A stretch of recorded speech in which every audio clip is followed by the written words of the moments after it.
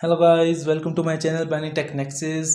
तो आज हमारी programming fundamentals in C plus plus की सीरीज़ के चैप्टर 1 की तीसरी वीडियो है।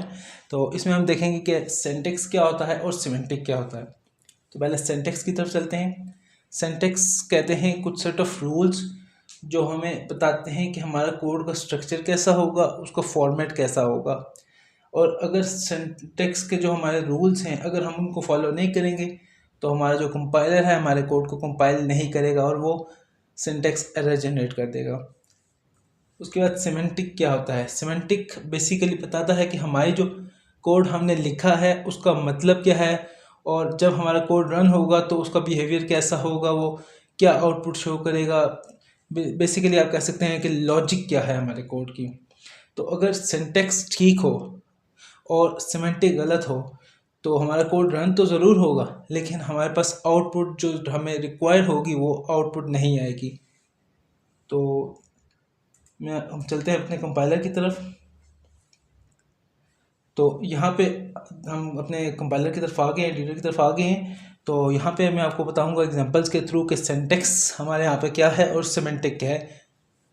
तो सबसे पहले मैं इस सी आउट स्टेटमेंट से शुरू करता हूँ कि इस सी आउट की स्टेटमेंट में अगर आप देखें तो हमारे पास ये एक पहले सी आउट का कीवर्ड आता है, फिर ये इंसर्शन ऑपरेटर आता है एक, और उसके बाद हमारे पास इन्वर्टेड कॉमर्स में एक कोई स्ट्रिंग वगैरह आती है। स्ट्रिंग का है, स्ट्रिंग क्या होती है ये आपको मैं बाद में डिटेल में बताऊंगा नेक्स्ट वीडियो में।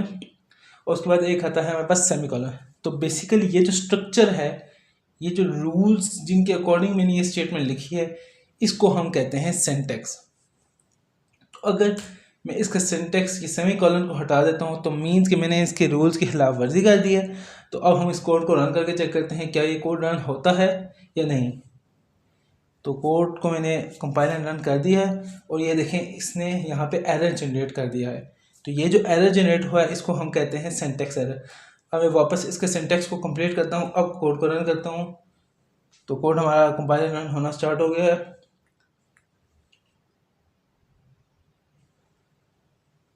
तो ये कोड हमारा रन हो रहा है, ये हमारा कोड कंपाइल हो गया है